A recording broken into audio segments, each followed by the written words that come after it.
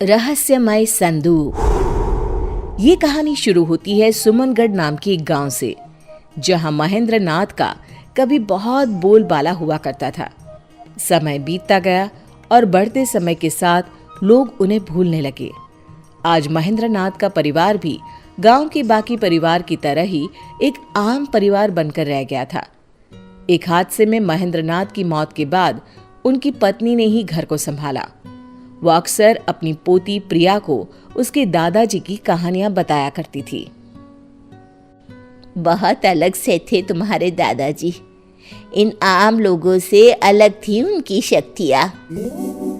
दादाजी के बारे में कुछ और बातें बताओ ना दादी। वो जादू करते थे ना? जादू नहीं बेटा, वो सिद्धियाँ होती हैं जो दादाजी के पास थी। उनके किस्से कितने भी बताऊं कम ही है। क्या माँ, तुम भी इससे ये सब बताने लगी? कल रात को न जाने ये क्या क्या मंत्र पढ़ रही थी। देखो माँ, मैं नहीं चाहता कि इसका ध्यान पढ़ाई से हटे। पंकज ठीक कह रहा है प्रिया, मैं तो सठिया गई हूँ बेटी। जा तू पढ़ाई कर। पंकज की बात सुनकर प्रिया वहां से अपने कमरे में पढ़ने चली जाती है, पर उसके मन में तो बस अपने दादाजी के किस्से को जानना था। ये पापा क्यों मुझे दादाजी की कहानियों से दूर रखना चाहते हैं? ऐसा क्या है उनमें? बहुत हुआ, ऐसा कुछ तो है जो सब मुझसे छुपा रहे हैं। प्रिया छुपकर अपनी दादी के कमरे के बाहर खड़े रहकर उन दोनों की बातें सुन लेती है। माँ, प्रिया को उस संदूक के बारे में कुछ भी पता नहीं चलना चाहिए। इस तरह अगर तुम पिताजी के बारे में उससे बात करती रहोगी तो कभी न कभी वो भी बाहर आ जाएंगे। जो छुपा होना चाहिए।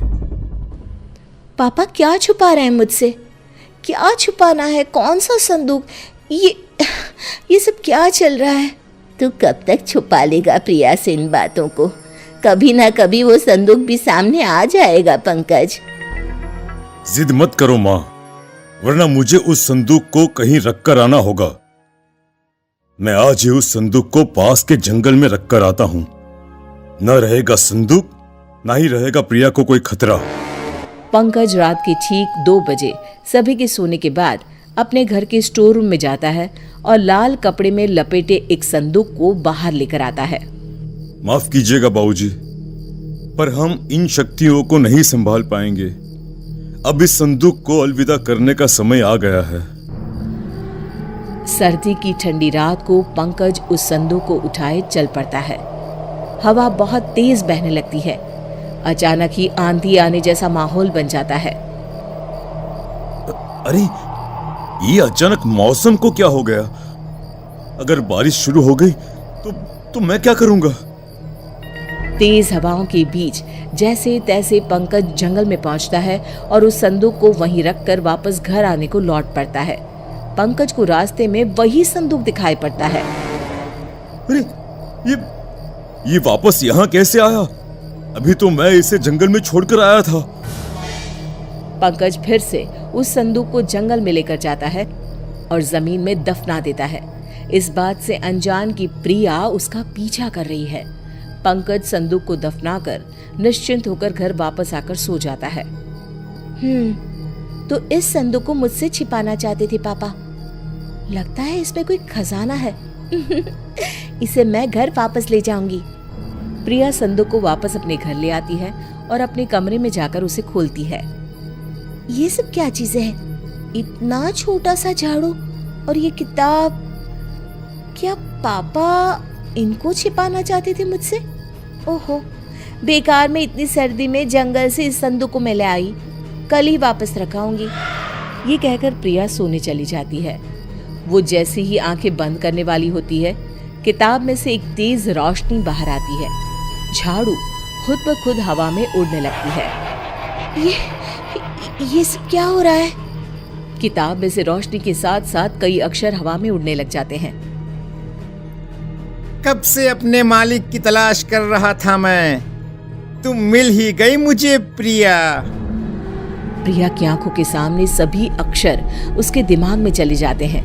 किताब अपने आप बंद हो जाती है। झाड़ू एक छोटा सा डिब्बा बन जाता है और प्रिया की आंख लग जाती है। अगली सुबह। कल रात जो भी मैंने देखा वो मेरा सपना था या हकीकत? तभी कमरे में बैठी हुई प्रिया को दूसरे कमरे में अपने दादी और पापा की बातें सुनाई देने लग जाती है। मैं यहाँ बैठे हुए कैसे सब कुछ सुन पा रही हूँ? ये कैसे हो सकता है? तभी अचानक से प्रिया को अनजाने साए दिखने लग जाते हैं। हमें बचाओ प्रिया, हमें बचाओ। कौन हो तुम लोग? नहीं नहीं, मुझे छोड़ दो। प्रिया की आवाज सुनकर शोभा और पंकज उसके कमरे में आते हैं, पर उन्हें वहां कोई नहीं दिखता। क्या हुआ प्रिया, तुम ठीक तो हो? पापा, मुझे बचा लीजिए। मैं कल वो संदूक अपने साथ ले आई थी। मुझे अब यहाँ पर अजीब से लोग दिखाई दे रहे हैं जो मुझसे मदद मांग रहे हैं। मैं ये जानता था, इसीलिए तो ये सब तुझसे छुपाया मैंने। तेरे दादा यानी मेरे पिताजी महेंद्र नाथ ने लोगों की मदद करने के लिए कई सिद्धियां ली। उन्होंने अपने बारे में तो कभी सोचा ही नहीं। कई अतृप्त आत्माओं को आजाद करवाने में और कई मजबूरों की मदद करने में ही उन्होंने अपना जीवन लगा दिया। उन्होंने अपनी सारी शक्तियां इस संदूक में छुपा कर रखी थी, पर उनके ही एक चेले ने उन्हें धोखे से मरवा दिया और संदूक चुरा लिया। पर वो ये संदूक खोल नहीं सका।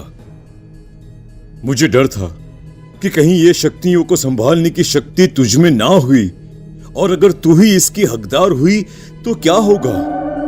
तेरे दादाजी की सिद्धियां तू ही इस्तेमाल करके लोगों की मदद कर सकती है बेटा।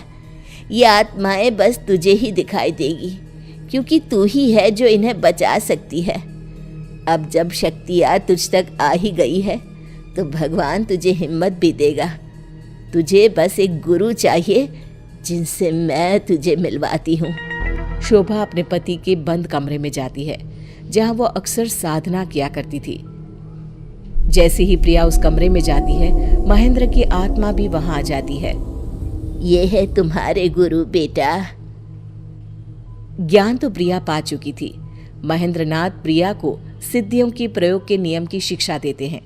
प्रिया इन सब गुणों में महारत हासिल कर लेती है और अपना पूरा जीवन लोगों की भलाई में लगा देती है।